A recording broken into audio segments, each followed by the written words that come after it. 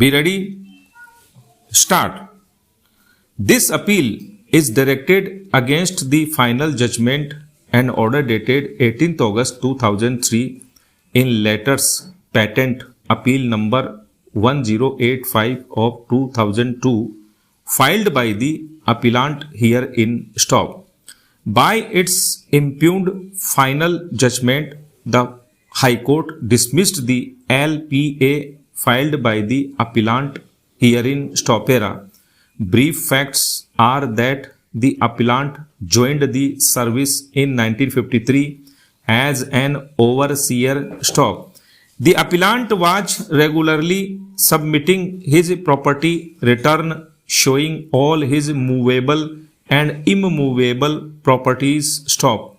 As per the department, the movable and immovable properties were disproportionate to his known sources of income stop. The Anti-Corruption Bureau carried out an investigation against the appellant and submitted a report, and on the basis of the said report, a charge sheet dated 20th February 1979 was issued alleging that the appellant had illegally accumulated the excess income by way of gratification stop.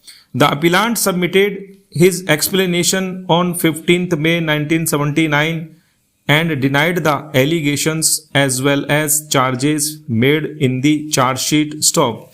A departmental enquiry was ordered, and as per departmental enquiry report dated 31st March 1980, the appellant was found guilty of the charge stop.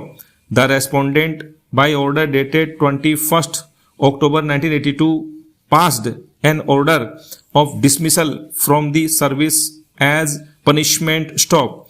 Against the said dismissal order, the appellant filed a writ petition before the High Court stop. The learned single judge concluded that there is sufficient evidence against the appellant and dismissed the petition stop. Against the order of the learned single judge, the appellant preferred LPA and raised the relevant contentions stop.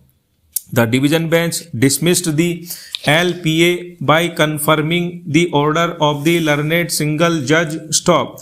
The said decision is challenged in his appeal by special leave stop para. Mr. Nageshwar Rao, learned senior counsel appearing for the appellant, submitted that the appellant, being a government servant, submitted his yearly property return regarding his movable and immovable properties stop.